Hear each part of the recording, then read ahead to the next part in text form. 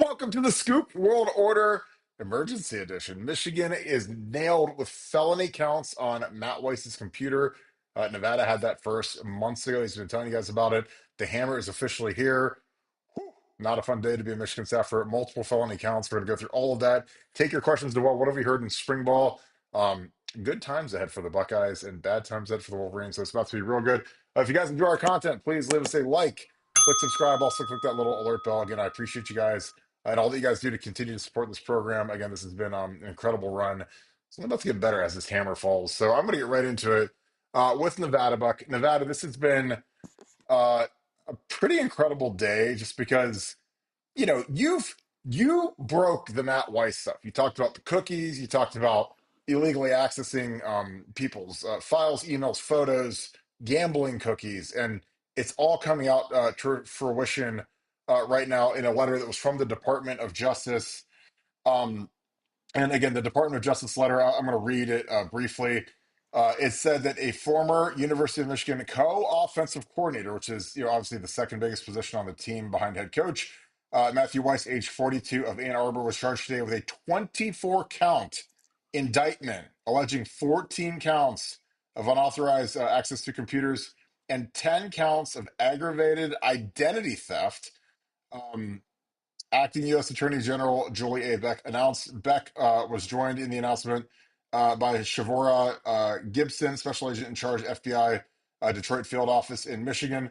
According to the indictment, and again, this is directly from, you guys can find this, it's all over Twitter, the U.S. Department of Justice news release. According to the indictment, between approximately 2015 and January 2023, I mean, that's a humongous time period. Weiss gained unauthorized access to student athlete databases of more than 100 colleges and universities that were maintained by a third party vendor.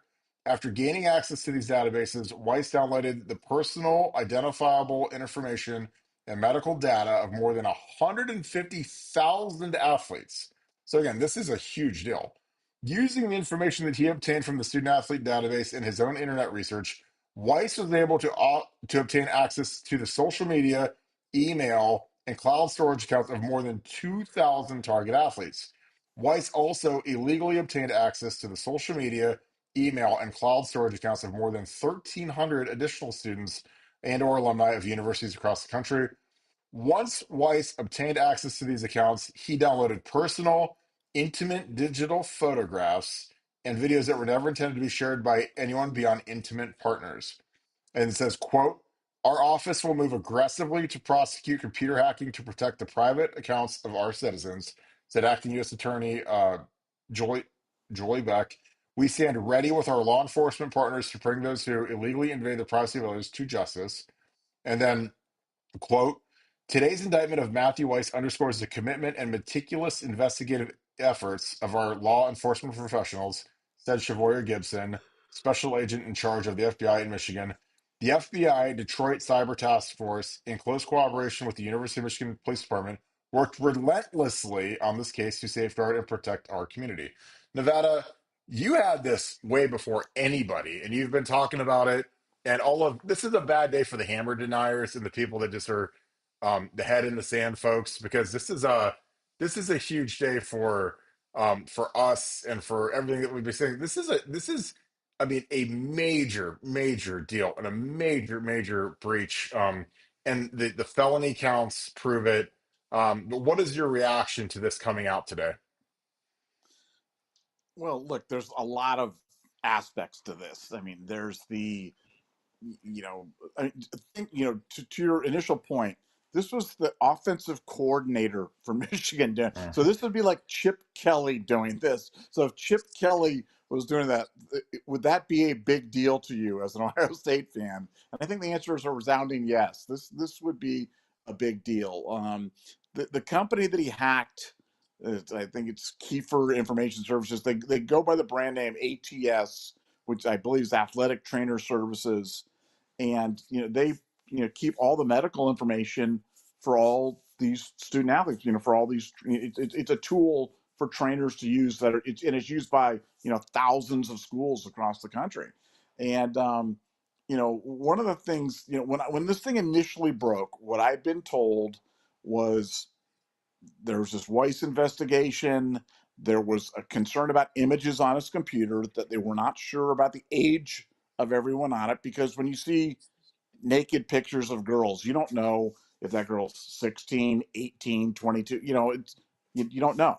So this was initially being investigated by the Cyber Crimes Division for a thing called SCAM, which is sex crimes against minors, to determine if this fell in that. Okay, they've determined that none of the images that they found were of minors, so that wasn't, that didn't turn out to be the case. It was just identity theft and breach of privacy, et cetera, et cetera.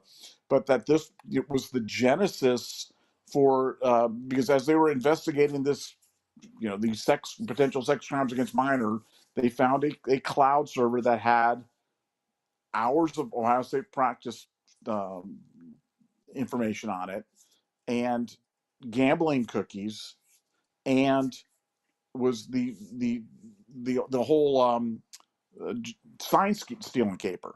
So this was the thing that provided the impetus. Now, I've heard people say they don't believe this is what was the impetus for it. I've always believed that this came from inside that. This came from the Ann Arbor Cyber Crimes Division looking into this thing. Now, whether that spurred somebody else to look into something, or they tipped off somebody else again, but I've always believed that this was kind of the seed of the tree where this whole thing came from. And for Weiss, um, I you look at the information. Is it when and they talk about him downloading the information for thousands of athletes? It's like, do you believe any of those were Ohio State athletes? Do you believe that any of those were Ohio State football players? Do you believe that they had access to them, to any of the cloud coverage that the Ohio State people did? Um, one of the features on the ATS service is game availability. Was he using the information about game availability as part of the gambling or the daily fantasy? These are all questions that you have, but when you have access to thousands of student athletes, including those of your arch rival, and you're downloading information and accessing their social media accounts, and looking at their personal medical records, it just gives you this is a big deal. This was a big deal. You can see that's why this is. I mean, this is getting a lot of play on ESPN and a lot of other places, because it was their offensive coordinator. It was their offensive coordinator that just got hit with 24 felony counts, and such a black eye for the institution. But again, just another day for the Michigan. This is just another scandal, and it's almost become kind of ho hum, because there's so many scandals encircling the Michigan athletic department. This is just another one. So their offensive coordinator committed 24 felonies. Oh well, I guess that's Thursday. I guess we'll wait to see what Friday holds. But yeah, bad day for Michigan. Bad day for the hammer deniers. And I believe this will be, when they talk about the other ongoing investigations for Michigan, this thing with Connor Stalions is not the end. There are other things. There's the entire housing LLC that Blake Corum and Stallions were involved in, that Corum lied about, that it clearly makes him an ineligible player. And I know the NCAA is following that up. There's the Michigan institution funding the sign stealing, which is another bad thing. And then there's the gambling thing. The gambling thing has been kind of an underdeveloped thing, part of this, but you see how the NCAA moves very carefully on this thing to determine if there was any, and it doesn't matter. It could be pools, it could be daily fantasy, and it doesn't have to be game fixing, but it could be any better beginner. There were gambling cookies on Matt Weiss's computer. Now, what does that mean? Well, that's why they have an investigation. That's why they're digging on it. But when they find that out, that could be just another NOA for Michigan to have to deal with, in the future. So this is the beginning of the beginning for Michigan on these scandals, and I'm here for it. Well, I think that it's amazing. The thing that makes Michigan like skate on this is nobody knows who Matt Weiss is. He's never been a former NFL coach. He's never been He's a guy that he's gone. Most people have no idea who he is. Never heard of him. Not a big name. He's not Chip Kelly. Not at Ohio State. But this is horrific. And again, I think that the gambling thing is going to be the next major domino because as you know, Nevada, in the world of gambling, like information is the king of the world. Like if you know if someone's sitting out, if someone's load management, if somebody is 50%, but they're going to try to play. That information is just incredibly valuable. And that's something that, when you have, when you hack the system, and again, with HIPAA violations, again, health records are under lock and key, um, school to school, college to college. So to access that is crazy. And again, I mean, he could get sued a million ways from Sunday if this thing goes the wrong way. But I think that for people that are Michigan deniers, it's like, I mean, how much awful stuff has to happen before you guys realize that, like, we have this thing nailed? I mean, again, this investigation, I mean, this is 2015 to 2023. Obviously it's 2025, but I mean, there's a lot of information to go through. I mean, obviously, when you do these forensic audits of cloud servers, it's takes a lot of time to go through all this information because there's some stuff on there that doesn't mean anything, but then there's stuff that's significant, like again, like, private photos or private messages or whatever else he was like rifling through. And again, you made a great point. Like, if there's that many schools that are affected, that many people that are affected, what are the odds that somebody was from Ohio State? I would think pretty high. I mean, again, the thing about a lot of these cloud servers and a lot of these kind of boutique softwares that maybe a training group uses or they use to upload film like Exos and DV Sport is like there's usually two or three players in the field and most of the people have one of the two, so if there's a training software that Michigan uses, Ohio State probably uses the same one. It's the same with film softwares where most of them use Exos now. And again, once you're on one, like you're sharing a giant cloud with all of your competitors and compatriots. And again, there's always, very arduous standards about how, this is locked down, this is foolproof, nobody can access this, like whatever. Um, but in reality, like, this stuff can be had, if there's a bad actor, and this is what happened with Matt Weiss. So um like I said, I don't know how Ward Manuel still has a job. When you see what's happened with the football program, the basketball program, the hockey program, I mean, this is just the latest black eye. I mean, this would be a fireable offense if this was just it. Just you had one guy because this wasn't like a 3 month or a 6 month thing. This was from 2015 to 2023, which is shocking. And that's how long this guy was around for, from the genesis of Jim Harbaugh returning to Michigan until 2 years ago. So. I don't know. Like I said, I know that there are people that are dumb that deny the hammer is coming, but you can't have this much information. And again, what it takes this long to get with the government, with all the resources and all of their forensic accounting to compile everything. Like, what did they find when they were digging around and they found all of this footage that Connor Steins was using? Again, like it just paint the picture super easy.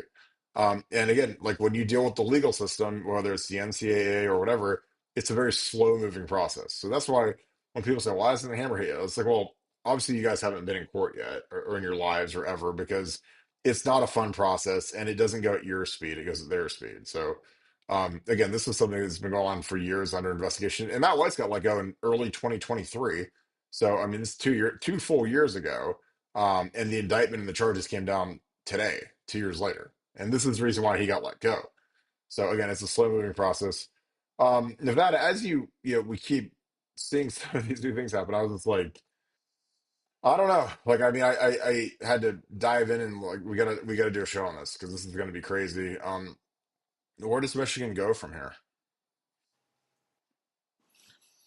Well, it's interesting because when you kind of go back to the beginning of this thing, and you just wonder when this whole thing started, when this started when he was with the Ravens or what he was doing, and this company that he was hacking, ATS, you go to their website, and I mean, I don't looks kind of like kind of a back room kind of operation or something like that. Like on their staff, they've got like a picture of their dog, Matt. I think they probably need to fire Maggie or do something like that because their security clearly was not up to snuff, and so I'm not sure how much of a whiz bang if this guy was like the next Steve Wozniak and was a great computer hacker that hacked in this thing, or if this thing was just really easy to kind of get into and he was doing it. But the fact that their offensive coordinator was involved in a identity theft and stealing of naked images of co-ed scandal while the offensive coordinator of the University of Michigan will never not be funny to me, Emma. Where do they go from here? I mean, they got to burn the whole thing down. I've been saying that for the longest time. They've got to burn the whole thing down. They've got to fire people to hold them accountable. They've got to, they've got to clean house to let people know that they're serious about it. Because every time that another one of these scandals pops up for Michigan, they just make excuses and, oh, it wasn't our fault. Oh, we didn't know. Oh, it was a lone wolf. Your offensive coordinator was hacking female co-eds pictures and then going back and sharing them and looking at them years later. I mean, this is what's going on at Michigan. And you wonder why you guys have a problem. You wonder why you're a mess. You wonder why no one takes you seriously. Um, Deal with this stuff seriously. Deal with it in a serious manner. Start cleaning house. It's got to start with Ward Manuel. I think Ward Manuel's got to resign. He's off the playoff committee. He needs to resign. He can resign with honor and say, I'm going to go live with Gene Smith in Phoenix and hit golf balls or whatever the heck he's going to do.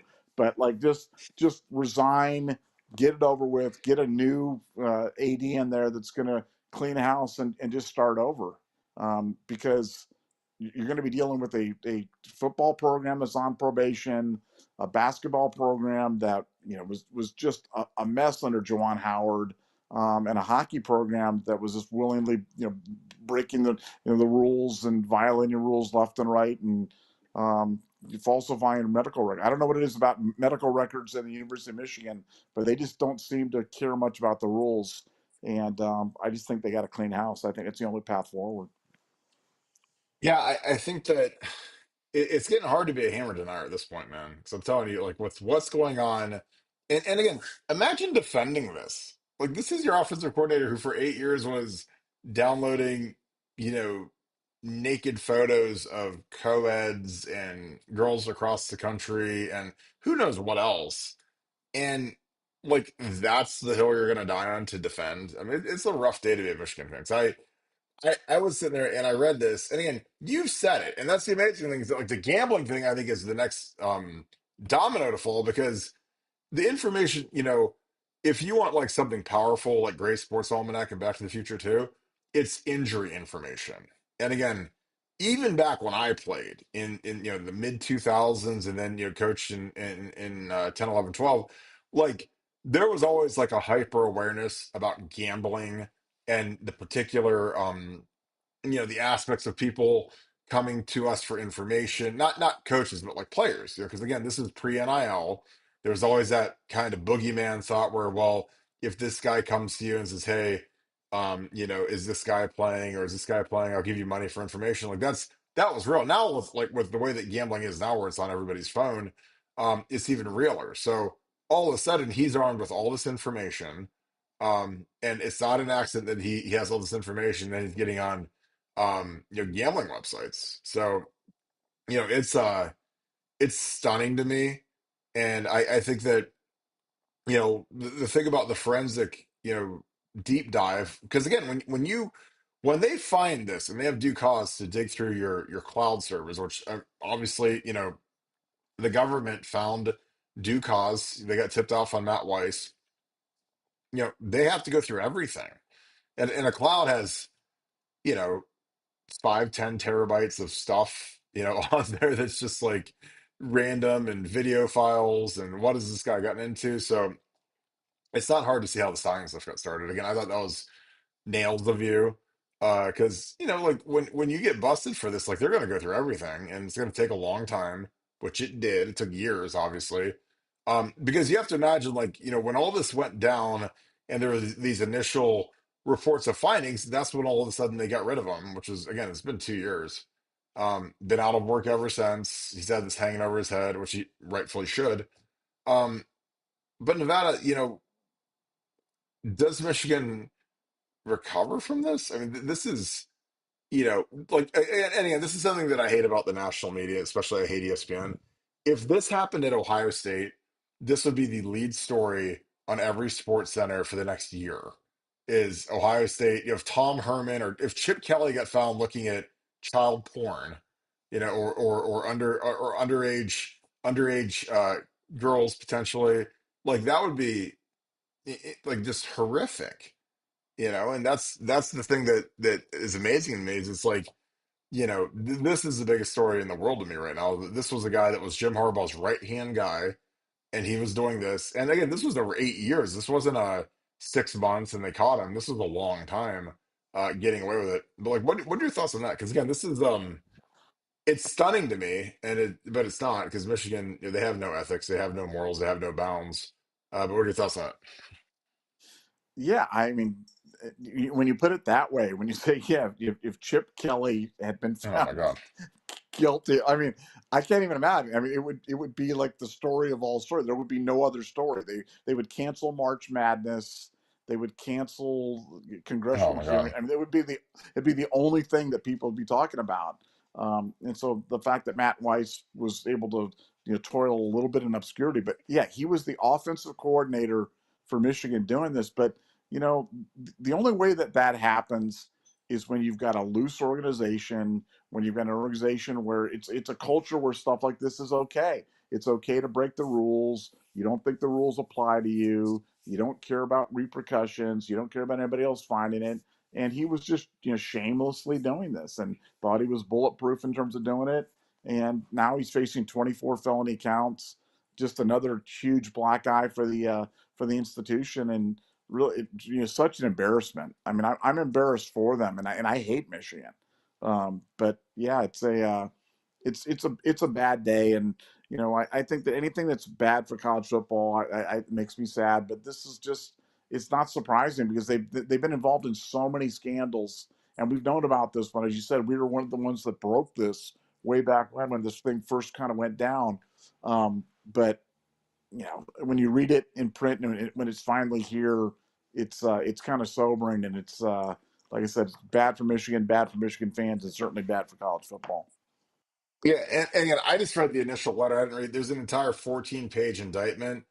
And another quote from it was uh, Matt Weiss primarily targeted female college athletes. The indictment said he researched and targeted these women based upon their school affiliation, athletic history, and physical characteristics. His goal was to obtain private photographs and videos never intended to be shared beyond intimate partners.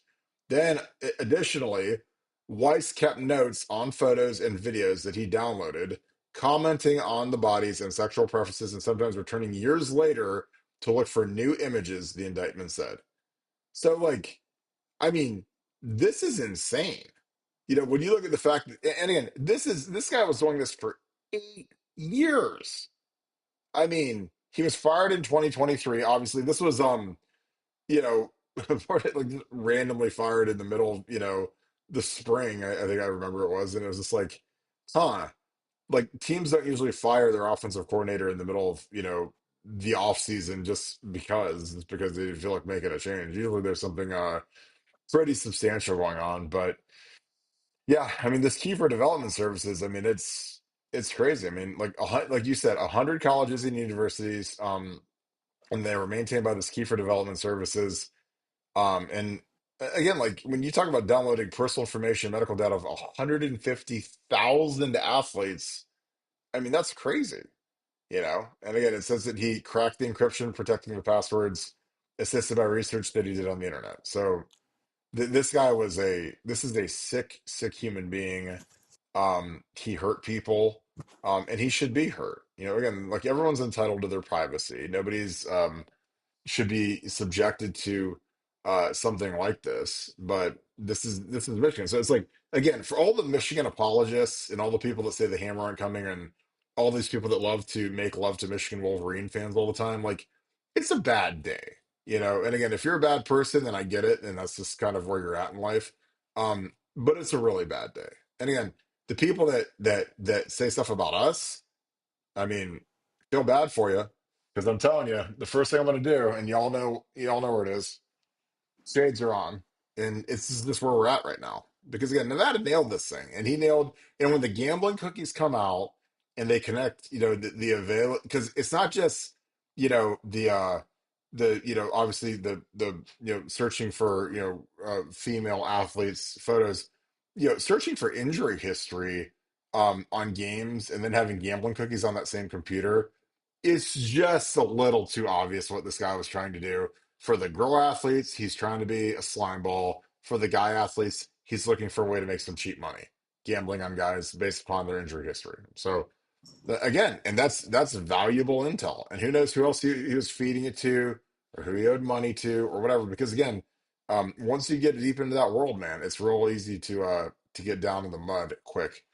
All right, Nevada. Any thoughts? We have a couple super chats we can dig into, but any other thoughts on that? Yeah, well, no, to your point about injuries, you and I've talked about this many times. It's like, Oh my God.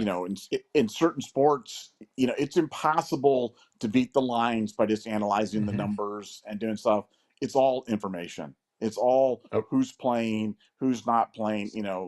Who's sitting out, who's limited, who can go, who can't go, and um, yeah, having that kind of information would be certainly invaluable for any kind of betting, but certainly for daily fantasy, that would be super, super helpful. And who knows how deep that part? I don't know how deep that goes with Michigan. I just know that the cookies were there, and I know that the NCAA is looking into it. Now, where that investigation leads, we'll find. I always like to tell people when I know something and when I don't know something. I don't know where that goes, but I know it was there. So we'll see where that when they pull that string where it ends up. yeah, I think that the craziest thing about all of it is that you know you and I, better than anybody maybe on earth, other than your boy Billy Walters, like, we know the value of information and how valuable information is, and the availability of players, the lack of availability of players. There's all these different levels to it. Um, so if you could covertly hack into something and figure out, okay, this guy has a sore elbow. He's a pitcher. He's their best pitcher. He's supposed to pitch on Thursday. He has a sore elbow. The line is at this. Again, it was like when I think it was the Alabama baseball coach got busted for he wasn't gonna throw the ace pitch, he was gonna throw the long relief guy, and someone laid a hammer bet against Alabama because they were gonna throw they weren't gonna throw the stud. Or like in the NBA is the best because with load management, like on a given night, you could bet on the Lakers and not know that it's a load management day. And they sit out LeBron and Luca at the same time and just kind of let the young guys play and hope for the best, but kind of take the L and stay in playoff contention. Same with the Nuggets the other night. They didn't play Nikola Jokic against the Warriors again. That a game, a lot of these games that would be tight if the whole squad was playing. They don't sit. They sit Jokic. They sit Jamal Murray. They sit their two best players, two like first team All NBA type players. And if you know that 2 days in advance that they're going to sit those two guys, then that is worth, if not tens of thousands, hundreds of thousands of dollars in terms of, hey, we're going to lay the ranch on the Warriors. Now, obviously, the Nuggets still won the other night, but if they're not playing their stars, or if a guy's hurt, or if a guy's 50%, and you have access to that, that's liquid gold. And he had access to that. That's what this whole database was. It was injuries and other things that are would be very valuable. And again, it's not just intel, like if Ohio State knows that a team's quarterback has a sore elbow and he's not going to throw much or whatever, or he might not play. It's more, okay, this is how hurt he is, or you got to get ready for the backup. So yeah, it's different world. We got a bunch of super chats. Nevada, any thoughts before we dig into them? No, I look, I think the injury stuff is going to be a very interesting thing to see as they continue to pull on that. But just the fact that this even happened is still, I'm still having trouble even, just digesting this whole thing. The fact that the offensive coordinator for Michigan just got hit for 24 felonies. And we're not even like, oh, well, that's just Michigan, just another ho hum. Yeah, this is a very, very big deal and a very, very bad day for Big Blue. Yeah, I mean, like this is, like Ohio State hasn't had many coaches that have been there for 8 straight years. I mean, not as full-time coaches. I mean, Larry Johnson's like the only one. Um, but yeah, this would Well, be like if Brian. how long was Weiss there? How long was he I at swear it Michigan? said 15 to 23. I mean, not I now again. think that I could I think that's how long he was involved in the skullduggery. I don't know got it, how long. I think he started before he got to Michigan and got continued it. it on at Michigan. But I could be wrong on that. But No, because I just you're have probably right. I just I saw something that said that the range of the investigation was from 15 to the so he was at Michigan. I'm trying to find his wiki. page.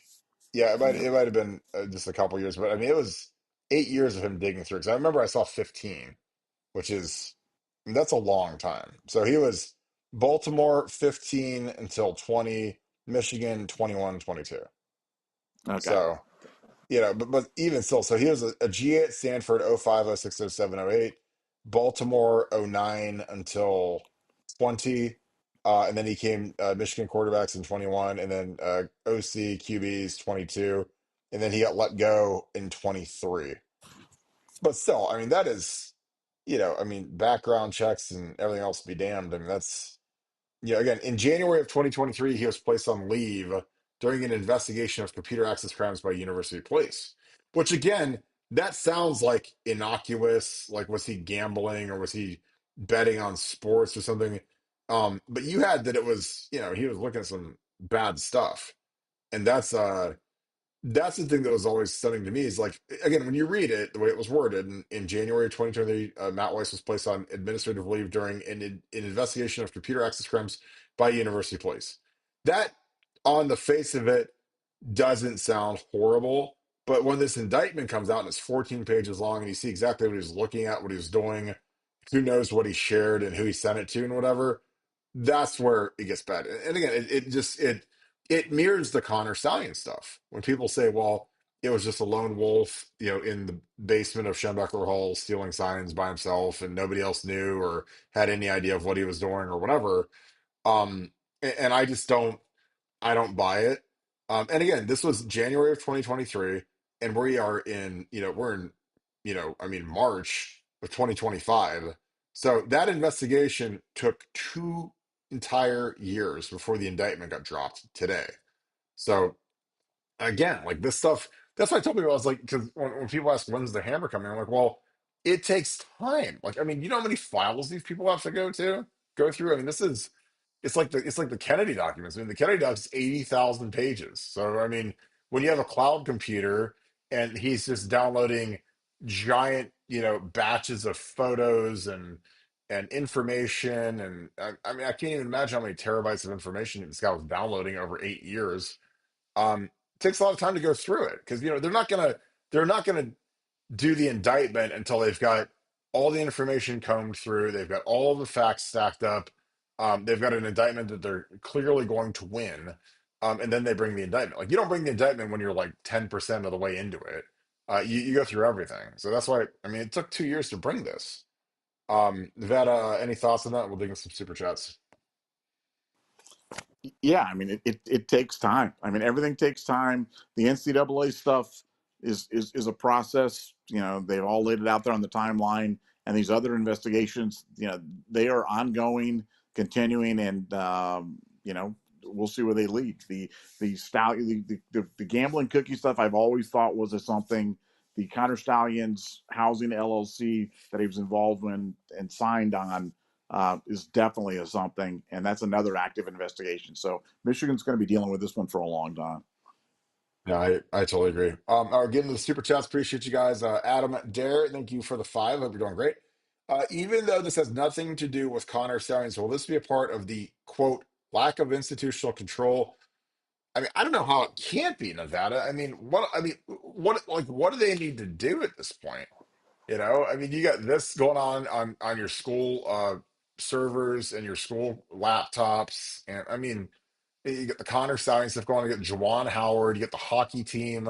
I don't know what else they need to do. I mean, maybe they need to go, drop a nuclear bomb on one of their Big Ten counterparts or something to finally get Michigan to come correct, but or get the NCAA to get after them. But it's insane at this point, and people that defend this. Michigan man, virtuous and smart and humble, and they're all dumb and they're all a bunch of liars and they're all just delusional at this point. But what are your thoughts on that? Again, could this be a part of lack of institutional control? Well, I think it's the definition of lack of institutional control. I mean, that's the whole idea is that, they created a culture of noncompliance. They were already under NCAA investigation and on probation when they trotted Stallions out there, when they did all this other stuff. And this is just all part of it. It's just all part and parcel of a culture that was completely out of control and, unchecked. Nobody at home, nobody cared to look at things. Nobody, even if they should have known, they didn't ask questions enough to want to know. So yeah, no, it's definitely part of the LOIC that I think comes from being hit with a 6 level 1 violations when you're already on probation, and that's why Michigan's in so much trouble heading into this hearing. They're up against it. Dev, what is up? Devin is founder of the Buckeye Boys. Make sure you guys tune in with him and Mello. Thanks for the 100, brother. I hope you're doing great. And thank you for being an Ultra member as well. Thanks for being a great moderator on our show. Love you, my dude. I hope you're doing great. He says, yeah, you guys were wrong then, and you're wrong now, and you have no sources. For you guys wanting to be wrong and always having no sources, you do pretty good at getting everything right. Hashtag haters gonna hate. Hashtag scoop fam. Hashtag 25 Natty Lock, hashtag 24 Natty Champs, without pervs on our staff. Yeah, and honestly, this is Nevada at its finest. This is going to be one of the finest moments of Nevadabuck is that this is him. This isn't me. He's the guy that has sourced this, and he has an impeccable source through this whole thing. And so I just set the show up, and he's like the bowling ball that knocks everything down. So this has been great. And again, I've been riding his coattails on this one because he's got the source, and the source has not been wrong. And again, like stuff he's been talking about the Weiss stuff for a year now, and people are like, "Oh, well, we haven't heard that," and "Oh, he got fired 2 years ago, and it was just a university investigation." And Nevada's like, "No, no, no, no, no, no. This is a little bit bigger than that." And here it is. Here's the giant that the mushroom cloud lands, and people are like, "Wow, this is really bad. Wow, I've been defending Michigan this whole time. This isn't good. I can't believe they're doing that." Now, again, if you're just completely delusional, not very smart, unethical, then yeah, then you can defend Michigan all you want. But like when you read about what this guy was doing and the fact that he was at Michigan for 2 years doing it, it's insane. Nevada, any thoughts? Again, Dev, I appreciate you, my brother. He says you guys were wrong and have no sources. You guys have always been wrong having no sources. Not to mention Nevada got the Brian Hartline thing done like 4 days before anybody else. We did that show 10 in the morning. I remember he's like, "We're gonna do a show? Sure, let's do it. Let's roll out of the rack and knock one out." But yeah, this has been fun. But Nevada, for you not having any sources, you do a pretty good job of getting everything right. What are your thoughts on that? Well, too kind, and yeah, if you the Buckeye Boys is a great show to watch, great podcast to be a part of, and if you like an accompanying podcast to this one, definitely listen to those guys. Those guys are great. Devin is such a joy. You met him down before the national championship. We shared a little fellowship before the national championship, and that was probably the good luck that resulted us winning the national championship. So yeah, so I appreciate the kind words. We're pretty sourced up on this stuff. And the thing about this show is we'll tell you when we have it and we'll tell you when we don't. We'll tell you when we're guessing. We'll tell Yeah. you when we're connecting dots, and we'll tell you when we have it. So, we're not trying to sit there and tell you, hey, oh, wow, we know everything. But when we do know, we'll tell you we know. And we knew on this one, we knew this was coming down when this whole thing first broke we kind of, because it was really kind of opaque mystery when this whole thing came down. Like what, because they weren't saying what this was about, and we told you what this was about, and now you fast forward 2 years, and it's exactly what we told you this was about is what this is about. So I hope when we talk about other stuff, when we tell you we know, that you'll know we know what we're talking about. And I'll tell you one that I know: Michigan's getting the hammer. Okay, the NCAA is not playing with them. The hammer is incoming. That is why they have not settled this thing with the NCAA. Not because they're in a position of strength; it's because they're in a position of weakness. So mark that down. Hold me to it. Yeah, and I mean that's what I've been saying. I was like, if you had the ability to settle this, even if you had to take a nominal fee, even if you had to, again, I use the jaywalking analogy. People have gotten underage drinking. People, you get a lane violation, you get a traffic ticket, you get a speeding thing. Like, if the penalty, people act like this is the nothing burger and nothing's gonna happen. I was like, well, then why haven't they put out a resolution saying, hey, we settled with the NCAA, we're gonna take our fine and our whatever.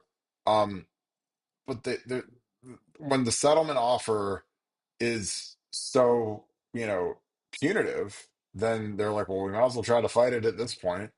If I'm facing, if the settlement offer I have is life in prison, it's like, well, I might as well try to fight it because what's the worst that can happen? I'm going to go to prison for a long time. So, I mean, that's kind of where I'm at. It's because from the legal part, I mean, there's nothing that Michigan folk and the Michigan Board of Trustees, and there's nothing more that they want to do than just put this behind them and flush it down the toilet, and let and take the lumps for a season or two, scholarship reductions, whatever else is on it, bowl ban, whatever, um and then just flush it down the toilet.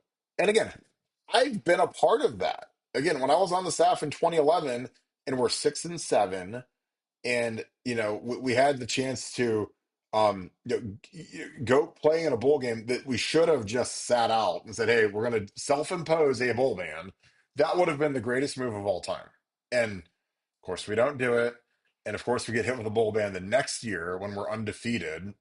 And I'm just like, we had a season that was basically like a lame animal, a dead animal, a cancer-ridden animal that you could have taken out back and just put it out of its misery.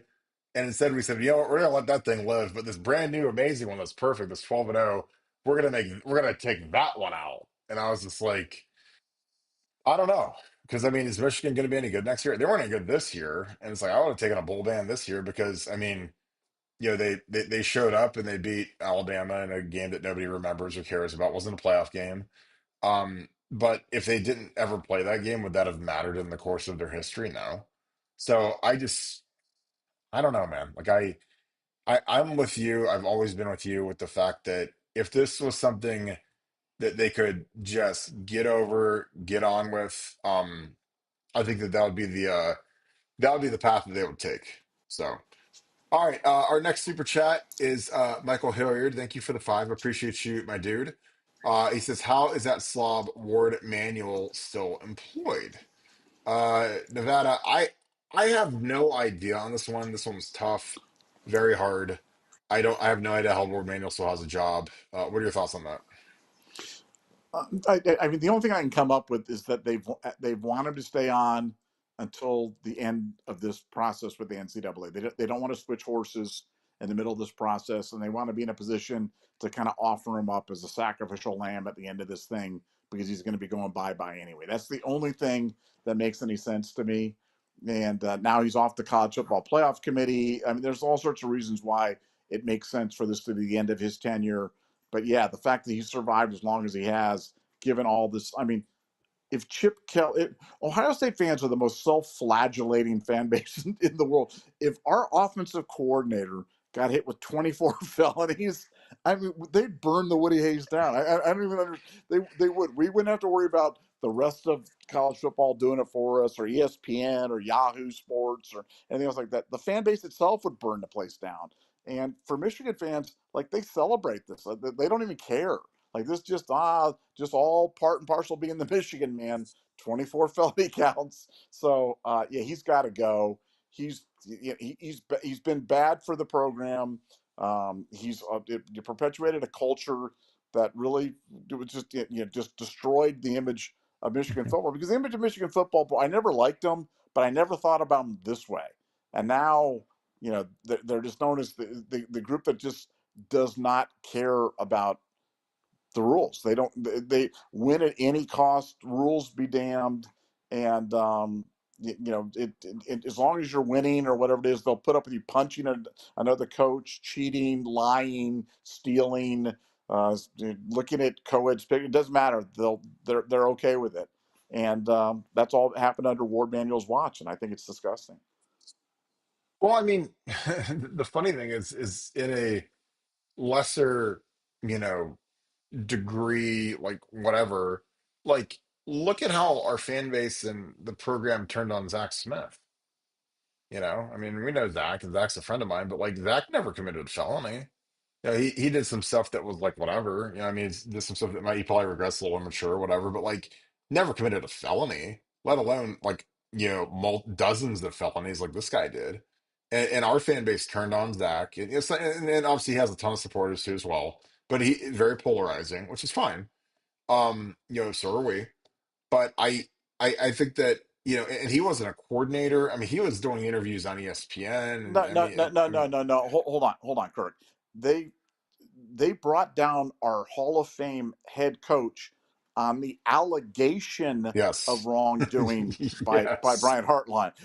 They Yep. brought him down. By Like this, Zach. that, by Zach. Yeah, that he Yeah. should have known. That somehow he should have known about this allegation and investigated it. And yet there's an offensive coordinator in Michigan with 24 felony counts from the Department of Justice being hit on him, and it's just another day in the office for Michigan. So, I mean, yeah, the unequal treatment and just the different ways that different fan bases process information and care about the image of the institution. There couldn't be a more stark contrast than the Zach Smith versus Matt Weiss handling of this thing. And again, I just think that Ohio State is so incendiary in terms of the way it gets covered, the way that the nation hates Ohio State, and our fan bases love it. But that, like, you know, on this Weiss thing, it literally, like, if you go to ESPN.com right this moment, which you guys can all do, it just says ex-UM assistant charged with computer hacking, which, again, in terms of incendiary headlines, like that one isn't really at the top of the list when you read it, because you're just like, what does that mean? Does that mean that he was, hacking their Xbox accounts? Does that mean that he was cheating at a video game? No, it means he was downloading, graphic images of females, which is totally different wording, totally different. And again, they know what they're doing. But again, if this was an Ohio State instance, the wording would be much different. It would be much more incendiary. It would be pinned to the top of the thing. It would have Zach's name in the headline for sure. Like, I guarantee you, when Zach was going through what he went through, which is nothing like this, his name was dotted all over it. It said Zach Smith. It didn't say former Ohio State staffer or ex-staffer, or, because again, when it says, again, like, let's just read this again, because I've done it 50,000 times already. Ex-UM assistant charged with computer hacking. Like, Nevada, like that could be like a quality control coach for the tight ends. That could be an assistant strength coach. That could be, but this was the offensive coordinator. This is the right hand guy of the head coach. I mean, the two coordinators, that's your right and left hand when you're running a program, and you're, along with your strength coach. And those are the guys that you gotta work with. So I don't know, man. Like, I mean, I'm looking at this, and it's crazy how the coverage isn't where it should be. But this has kind of been like a current where you have had the correct approximation, and the rest of the media has not. Where you say, look, this is really serious, and but like ESPN's right there, and for whatever reason, it's like, oh, just ex staffer and charged with computer hacking, and again, that. I mean, it's like when you get your credit card hacked. If your credit card gets hacked or there's a data breach, like nowadays people don't even really freak out because, I mean, oh great, there's a there's a new data breach from some healthcare company or from Target or whatever, and your credit card may be affected. Like, great, do I got to get a new credit card? And I'll just look for if there's any bad charges for a little bit, and that's kind of how it works. So I don't know. It just seems so innocuous for something that heinous, but maybe that's just me. I got another super chat. Harash Shinasami, I appreciate you, my dude. Thanks for the deuce. Who stepped up on the D line in spring ball? That is a great question. Um, a guy that has really stepped up, Will Smith Jr. has done some nice stuff. Now they're not in pads yet, so evaluating guys when they're not in pads is kind of like it'd be like evaluating like basketball players if there wasn't a basketball on the court. They run around good and they look good, but have they ever done anything physically great? I don't know. But Will Smith came on in the winter, and he had some nice plays versus Tennessee. And he's the guy that we need to step up as a depth piece. Now, obviously, Caden McDonald, K-Mac is going to be a warrior and a monster, and you've got a lot of guys that have to step up and do some big things. But I don't know, Nevada. Any other names that you have that have stepped up during spring ball?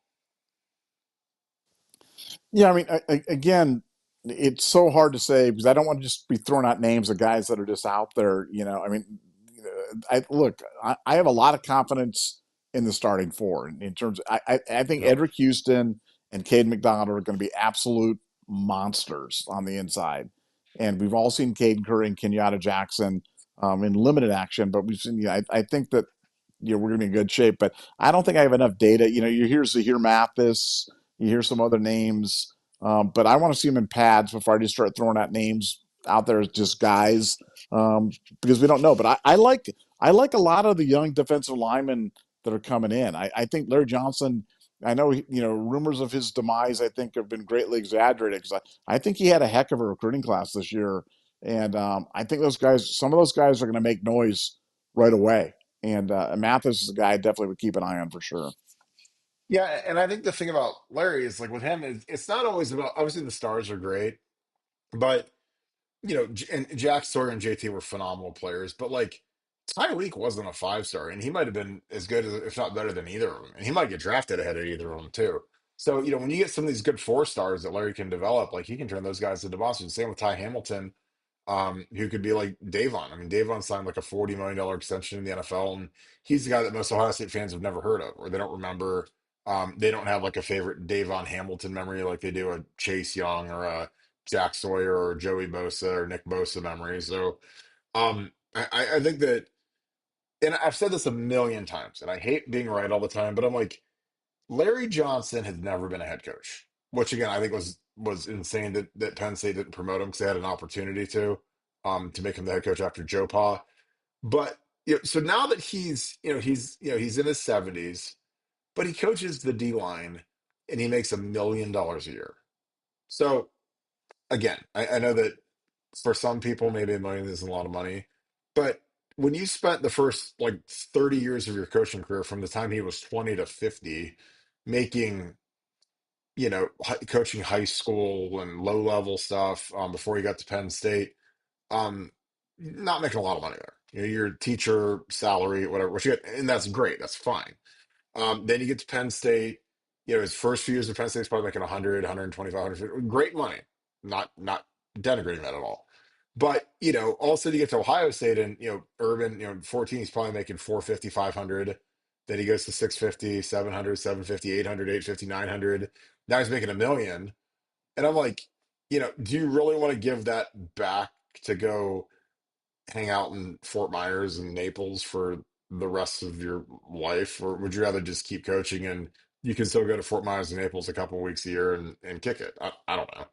Like again, the thing people don't realize about coaching is like when these guys get into it, man, it's a drug. It's like heroin. They get into it, they can't get out of it. The only time they get out is when nobody wants to hire them. Especially when they're at a place like Ohio State where he's not at Kentucky. He's not at Michigan State where you got to go play the Goliaths, you got to go play Oregon and get smashed. You got to go play Ohio State, go play Michigan. You got to go play these like when you're at Ohio State, like you are Goliath, and you're like, damn, this is fun. Like I like being Goliath, and I've got a good NIL program. I get 5-star players.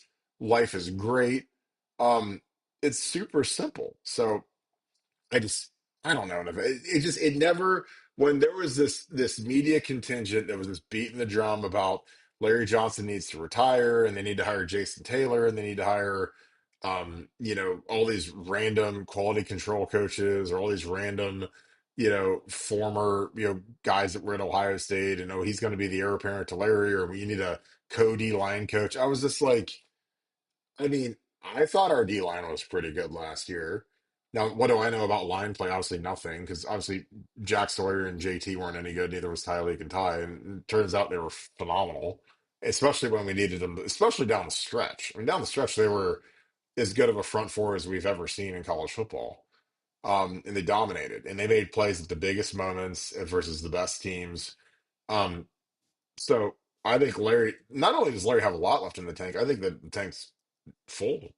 Again, make a lot of money. He's got, I mean, his front four is going to be as good as there is in the country, especially with the two guys on the inside. I mean, with Edric Houston and Caden McDonald, I mean, that's as good of a duo as you're going to find in the country. These edge guys got to get their act together and turn up a little bit. And again, I'm not being negative, but the standards, Jack Stewart and JT, and again, those are two of the most underrated players in school history.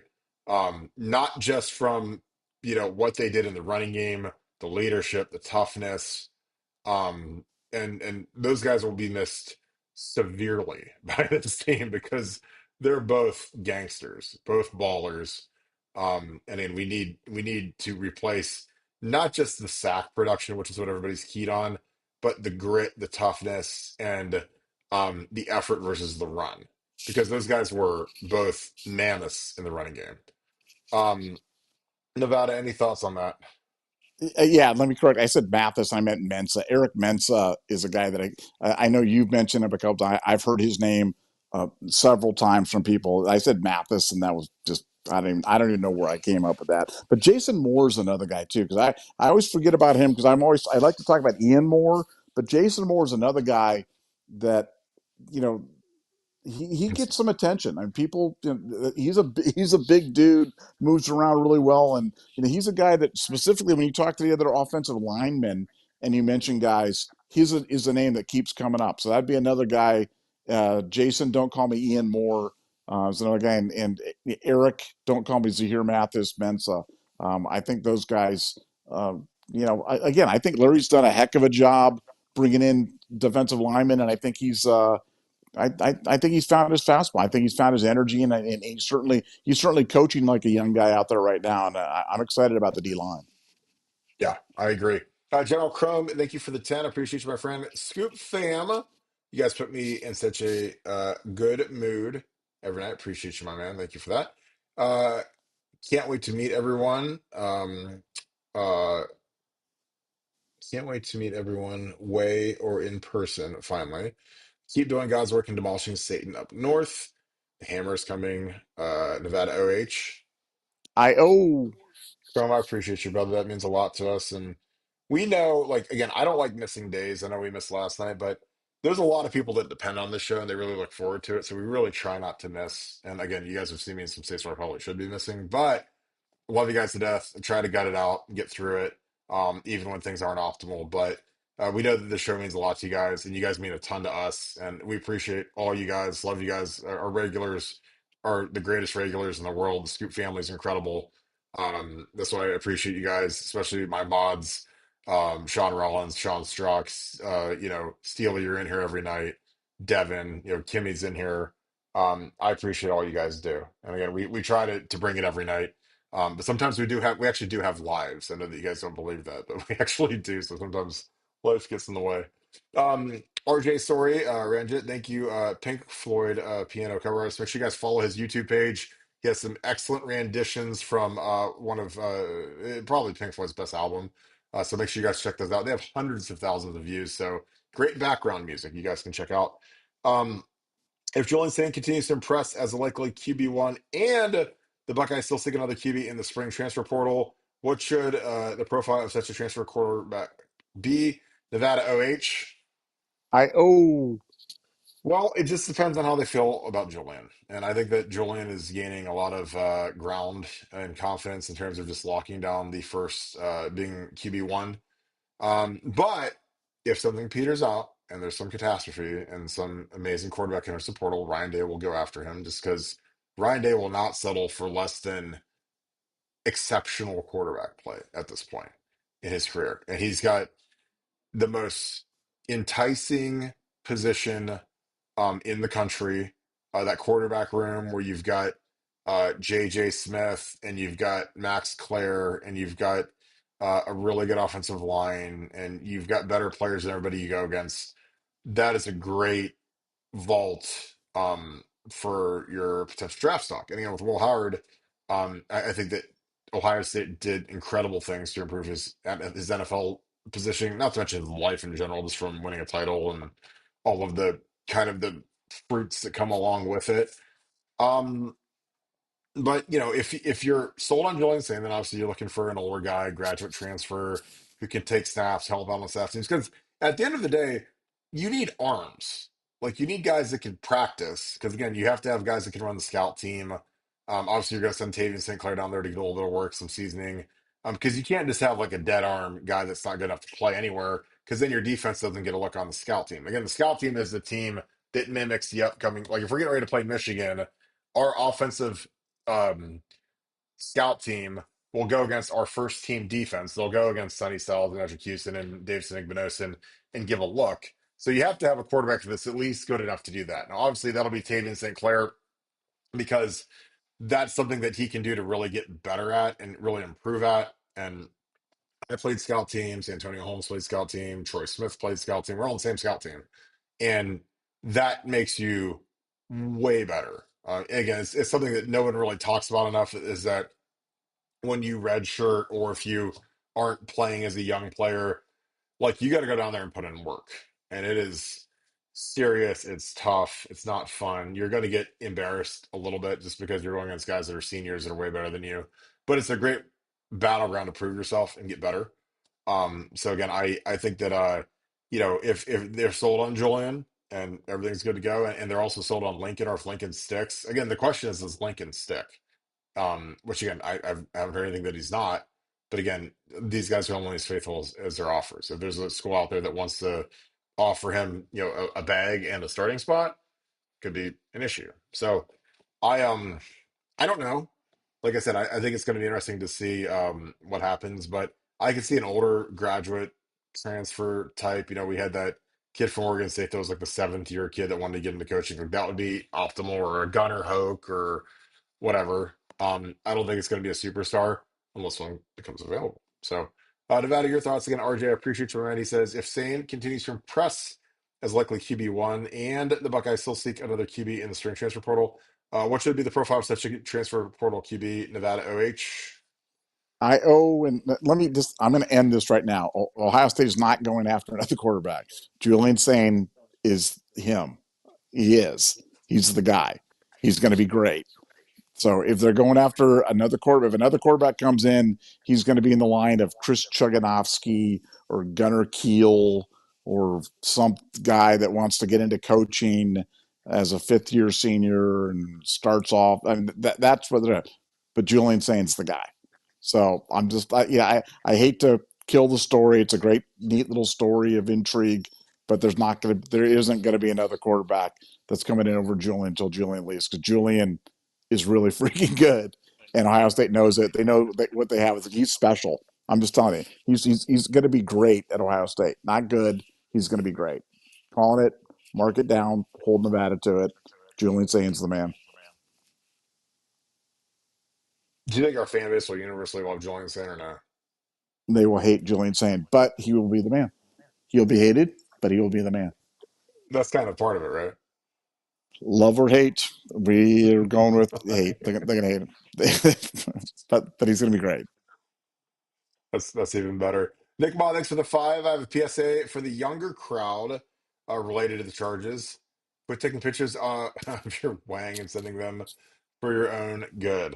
Yeah, I mean, I think that it's a recipe for disaster to do that kind of thing because you never know who's going to break up with you or break up with, or I don't know. So again, it's shocking that he was able to find that much, but he did, and it's terrible. But once it's out, it's out. Like once it's in the cloud, it's never. it's never going to be private again. So, um, you've been warned. Nick Ma, I appreciate you, brother. Mike Green, thanks for the five. According to Locked on Michigan, this new scandal is in football related Nevada. Oh, here, we've heard it again. Claiming we're a disgrace covering the story against the team. So number one, who?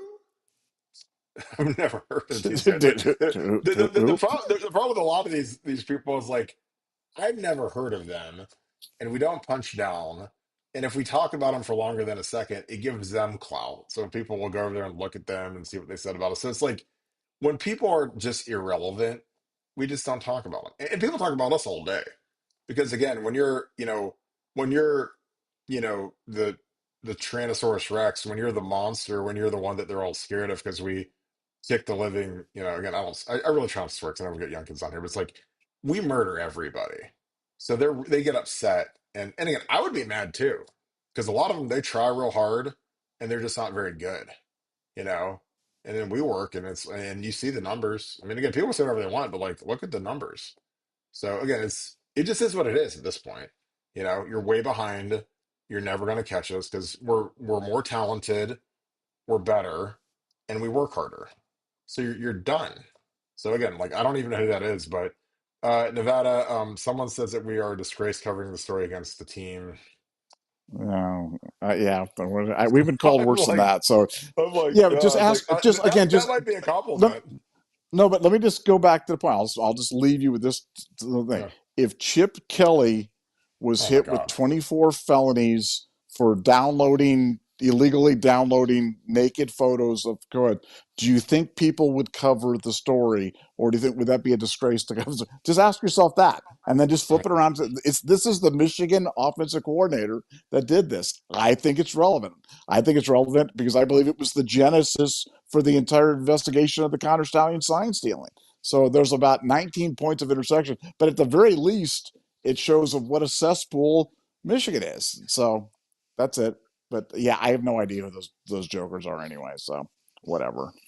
I mean, and looking at their views, I don't think anybody knows who they are. So that's fine. All right. Beard, appreciate you, brother. I hope you're doing great. Thank you for the 10. US or UCSD, my undergraduate alma mater, students crossed out M's all over campus in anticipation of the tourney game tonight, versus Scum. So proud of those nerds. P.S. The last school to do this won a natty. So I'm guessing San Diego, Nevada, UCSD. Yeah, UC San Diego. Yeah, yep. I It's mean, it's almost Santa yeah, Barbara, baby. Almost, almost except for almost, UC San Diego. almost. Yeah, almost Santa Barbara, but not quite Santa. Yeah, UC San Diego is quite the academic institution. Really, really smart kids. So if you go to UCSD, you got to be smart because not everybody gets in there. It's not quite Yeah, UCLA, but it's close. That's a tough school to get into. yeah, yeah. All right, James Hammond. Thank you for the five. Steely's idea: T-shirt with tattoos versus felons. Just a thought. I would love that. I mean, I just think that the tattoos are just so stupid at this point, but it is what it is. Like I just think that it's I don't know. Like I don't care about tattoos. When I see what kids have now and what they own now and drive now and it's like I mean, you could get 6,000 tattoos for that. So but yeah, I just, I love that idea and I'll look at it. I mean, again, we'll put anything up because I think that people love the gear and Steely is the best. So I know he'll buy one. I'll probably buy 100 of them because he's the man. Mike Green, thanks for the five. The guy said all with he said all this with a Jesus Saves hat on. That's classic. Well, I don't know if Jesus downloads, images. So, I mean, but that's your team. I mean, you're in that stadium rooting for them and singing the fight song and the alma mater and everything else. And so, I mean, you guys do what you got to do. But it's just, I mean, Nevada. I don't know. Like, I mean, you can still defend it. And again, those are my favorite ones. And again, I love religion. I have Michael the Archangel all over my house. Like, if you guys know me, I've got statues of him everywhere. I love Michael the Archangel everywhere. Love reading the Bible. Again, I love all that stuff. Ten Commandments, one of my five favorite movies ever. But there are some fake Jesus folk out there that love to do that, and then they're just scumbags, and they're the worst humans in the world. I'm just telling you. So, like, if you're not living right and acting right, and then you want to, you want to come at them or us, or you want to support Michigan. Because again, if this was Chip, if this was an Ohio State assistant, like we'd be going ham on him. I mean, Not this is assistant. It's just the offensive offensive coordinator, man. coordinator. Exactly. Well, I was off the ESPN headline, so. uh, But yeah, it's yeah. terrible, heinous. But again, that's why ESPN's my favorite, because if this was Ohio State, this would be the lead story on it's like, is Michigan assistant, ex-Michigan assistant found guilty of it. I'm like, that's it? That's all you're gonna give them? So I don't know, Nevada. I don't know. Well, we can wrap this thing up. I think we've got all of our super chats. Nevada, any final thoughts? Fantastic show and great work by you once again. Well, we were honored. We had the great Justin Spiro in the chat. So, like, you I guys have love a Spiro, celebrity. man. We had a celebrity in our midst there. If you guys Make sure you aren't guys follow subscribing to his Spiro, channel, man. Darko news, yeah, like Darko Milicic. yeah, Darko Justin news. Spiro, Spiro. Just yeah, you need to subscribe to his Twitter feed. Is absolute must read Twitter, and we're flattered that you were in. So thanks, buddy. Thanks for being here. And the other half of the Righteous Brothers, and we're together to the end. We love Michigan State. Go Michigan State in the NCAA basketball tournament. Win it all. Yeah. Let's go. Yeah, appreciate you, Spiro. All right, Nevada, let's wrap this thing up again. I appreciate you guys being a big part of our show. Thank you guys, as always. If you guys enjoy our content, please leave us a like, click subscribe, also click that little alert bell. Again, I appreciate all that you guys do. Again, this is a huge show because you guys make it one. Shout out to my Southern Ohio boys. I hope you guys are having, if you guys are going anywhere on spring break, having a great time. But I appreciate all the support. Love you guys to death. I had to jump in here and get a show in. So I hate missing. I really do. But you guys are the absolute best. And I hope you guys have a great rest of your night. If you guys want to do something huge for us as we break these stories, please get on your iPhone, get on Apple Podcasts, type in Buckeye Scoop. Again, I appreciate you guys so much for all that you guys do. Give us a subscription on there. We're trying to grow that. We're over 1,000 now, so it's slow. I mean, our YouTube is getting close to 40,000, so it's a slow burn right now. But we're trying to get you guys caught up. Apple Podcasts, and Spotify, completely free, easy way for you to support us. So again, I just appreciate you guys, as always, and I thank you guys for all that you guys do. So with that being said, thank you so much, Buckeye Nation. Thank you, Scoop family. I hope you guys have a great rest of your night. Go Bucks.